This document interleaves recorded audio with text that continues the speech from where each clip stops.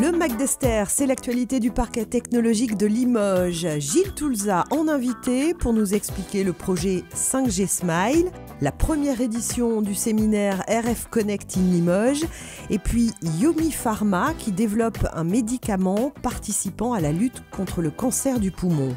Je me suis aperçu que cette protéine ça a été coupée en plusieurs morceaux, des peptides, et que le dernier peptide généré avait une activité antitumorale. Et Yomi est né de là, d'essayer de transformer ce petit bout de protéine naturelle en médicament. Le Mac d'Esther, c'est parti. Bonjour Gilles. Bonjour. Vous êtes en charge du numérique à Limoges Métropole, la communauté urbaine qui pilote aujourd'hui 5G Smile. Vous souriez donc à la 5G. La 5G est déployée partout. Qu'est-ce que l'on va faire de plus avec cette nouvelle plateforme ?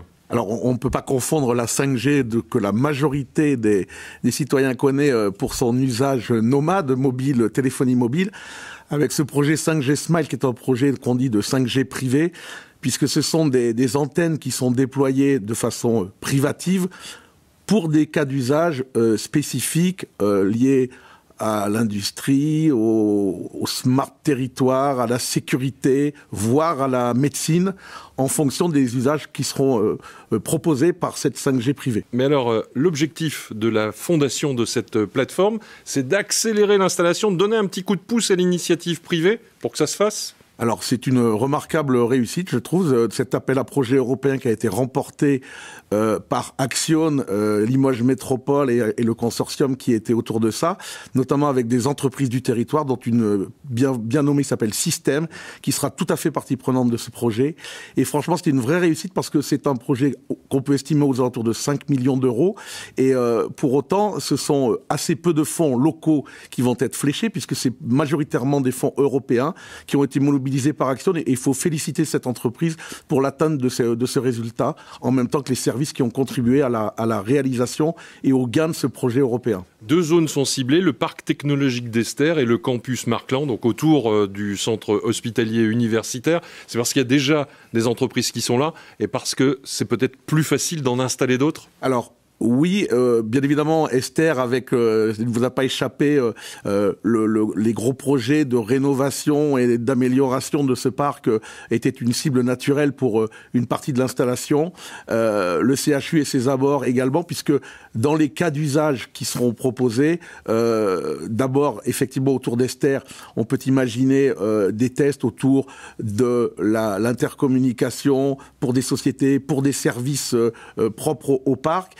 Et puis sur le CHU et ses alentours, ce sont des projets d'accélération en termes de télémédecine notamment, ou de soins qui peuvent être véhiculés plus vite en termes d'information, voire même des transports de malades urgents ou pour lesquels on ne perd pas la connexion pour avoir des diagnostics permanents. Merci Gilles Toulza. On prolonge la découverte technologique avec le séminaire RF Connect in Limoges, organisé par le pôle Alpha RLH. Et si cette actualité vous passionne, je vous recommande la lecture du Métropole du mois de mars-avril avec un dossier complet.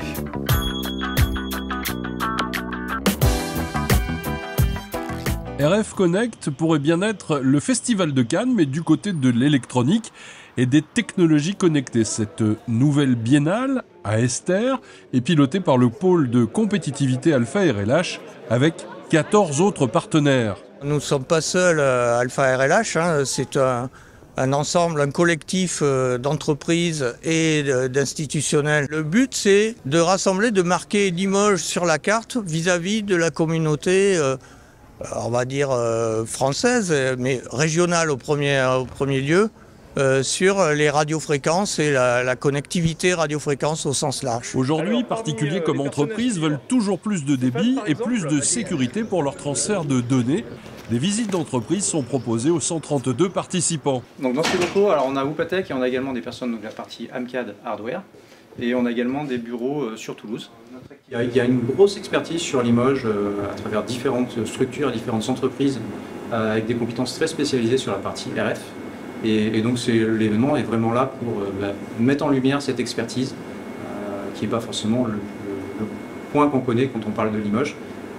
Mais voilà, l'idée de cet événement est vraiment de mettre en avant ces expertises-là et les entreprises et structures qui travaillent sur le domaine. Et on s'assure que les solutions logicielles qu'on va développer leur permettre de contrôler les bancs de test comme ils l'entendent et de réaliser des mesures en confiance. De laboratoire en découverte, c'est même une innovation récente que propose Système, le centre d'ingénierie des systèmes en télécommunication, en électromagnétisme et électronique. Alors, elle est métallisée. Ah d'accord, c'est un maillage. C'est un maillage. Donc on a une toile métallique qui nous permet de nous retrouver dans les mêmes conditions qu'une chambre réverbérante. Et pour avoir cet effet aléatoire, on n'a pas de brasseur. Nous, ce qu'on utilise, c'est des moteurs. Donc en fait, on a des moteurs qui bougent. On a différents dispositifs qu'on présente aujourd'hui dans le cadre de RF Connect, notamment des systèmes qui permettent de faire des mesures pour du militaire, par exemple, des mesures de matériaux, vérifier si des systèmes respectent des certifications, par exemple, avec par exemple le Bandas qu'on présente aujourd'hui. Dans la vingtaine d'exposants, de grands groupes, mais aussi des start-up tech, comme Anyfields, n'importe quel champ. La promesse est grande. On fait des outils de test d'antenne qui ont l'avantage de marcher pour toutes les antennes. Aujourd'hui, on mesure des antennes avec des capteurs ponctuels, des petites antennes. Nous, ce qu'on fait, c'est qu'on vient photographier les radiations par le biais d'un film aux propriétés bien spécifiques qui va s'échauffer sous le rayonnement électromagnétique et une caméra thermique qui va venir photographier ce rayonnement en haute définition. C'est l'opportunité de venir un petit peu titiller ou disons exister à côté de gros groupes qui eux ont des solutions à vocation mondiale. Et si tout va bien, RF Connect sera de retour à Esther dans 2 ans.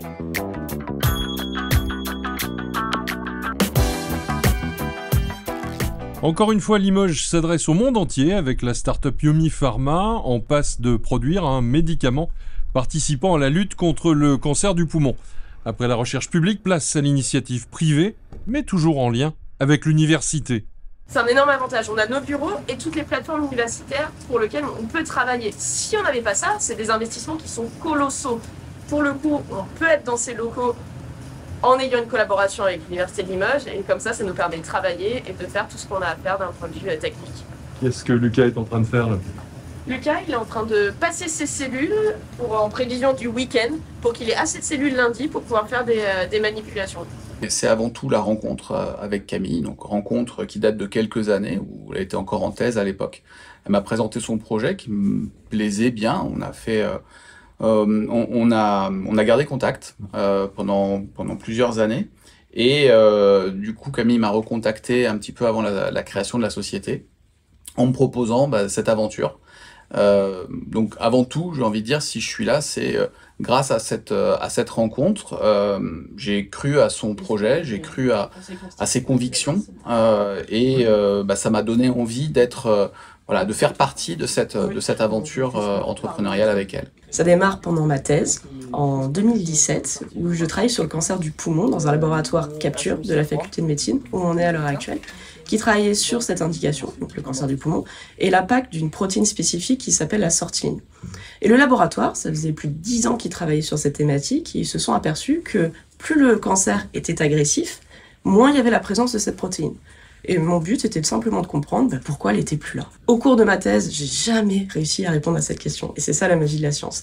Par contre, je me suis aperçu que cette protéine, ça avait été coupée en plusieurs morceaux, des peptides, et que le dernier peptide généré avait une activité antitumorale. Et Yomi est né de là, d'essayer de transformer ce petit bout de protéine naturelle en médicament. La start-up est actuellement en levée de fonds pour, dans l'immédiat, financer les activités et le développement. D'ici les essais cliniques dans 3 ans, il faudra trouver 3 autres millions. Donc là, en ce moment, on cherche 1 million, principalement auprès de business angels, donc de gens qui ont un petit peu d'argent, qui veulent investir dans cette recherche contre le cancer. C'est le moment de venir nous accompagner si vous le voulez. Donc il y a une partie auprès de business angels qu'on ira chercher, qu'on complétera avec des dispositifs de BPI France en particulier, et qui nous permettront de pouvoir développer ce médicament pendant ses premières phases, pendant les 12 à 15 prochains mois, avant d'aller contacter des investisseurs qui ont plus de moyens. Pendant des années, ça a été pris en charge par la recherche publique, avec des associations comme la Ligue contre le cancer, différents appels à projets au niveau de la région, de la France, de l'Europe. Mais au bout d'un moment, en France, on ne peut plus rester dans les jupons de la recherche. Il faut qu'on monte d'un niveau. Et c'est en fait ce que j'ai fait pendant tout mon parcours entrepreneurial, donc à l'issue de ma thèse, où j'ai d'abord été incubée dans un incubateur de start-up, La Bru, au niveau d'Ester, qui m'a permis de me former, parce que j'étais entre guillemets que biologiste, donc il me fallait d'autres compétences, notamment sur le plan business, et des accompagnements d'organismes privés pour pouvoir financer, notamment BPI France, la Banque publique d'investissement, la région Nouvelle-Aquitaine, qui nous subventionne également, et d'autres types d'organismes au niveau national. Plus agile qu'un grand laboratoire, la start-up peut assurer R&D, essais en labo, fausses pistes et persévérer. Parce que ça se trouve, une fois que les cellules auront été éditées, vu qu'elles sont déjà à confluence, elles vont perdre toutes leurs caractéristiques. Enfin, dès qu'il y aura de l'inhibition de contact, elles vont se faire... Vous allez faire des luminescents géniques, non? Tu vas les trier pour la mettre une par puits? Oui, après, oui, c'est ça. La plupart du temps, je passe quand même mon temps au laboratoire. Néanmoins, j'essaye de tenir Camille et Sébastien informés de ce que je fais quotidiennement. Et aussi de me tenir à jour de ce qui se passe au niveau de la vie professionnelle de Yomi Pharma en général.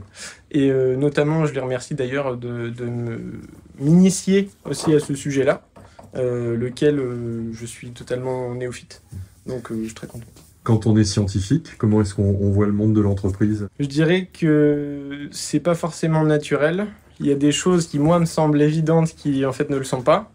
Par exemple, là, typiquement dans la recherche de financement que traverse actuellement Yomi Pharma, il y a des situations dans lesquelles je ne pensais pas qu'une start-up pouvait se retrouver. Je pensais notamment qu'il était beaucoup plus facile de lever des fonds. Ça, après, c'est peut-être aussi un biais du fait que j'ai travaillé dans des grandes pharma jusqu'à présent. Et je ne pense pas que c'était aussi difficile, même du point de vue juridique, de bien faire attention à toutes les étapes pour pouvoir ensuite, à la fin, amener un produit sur le marché. La vraie difficulté, en fait, elle est plutôt au démarrage de la relation, parce que c'est toujours très compliqué de faire comprendre à un financier que oui, c'est un projet risqué, c'est un projet rémunérateur, mais c'est un projet risqué, et que ce risque-là, il faut le prendre à un moment où on n'a pas encore toutes les cartes en main. Et cet équilibre-là, il est un petit peu compliqué, parce que nous, on arrive avec un certain nombre de données qui sont notre existant du moment, et on parie sur l'avenir que va avoir cet existant. Et ce pari, les financiers parfois ont un peu de mal à appréhender le niveau de maturité qu'on peut avoir, notre capacité à avancer correctement, et ils demandent des garanties, de dérisquer le projet au maximum. Yomi Pharma est désormais engagé dans ce qui s'apparente à un marathon où l'endurance est requise. Le Mac d'Ester, c'est déjà fini. Rendez-vous dans un mois.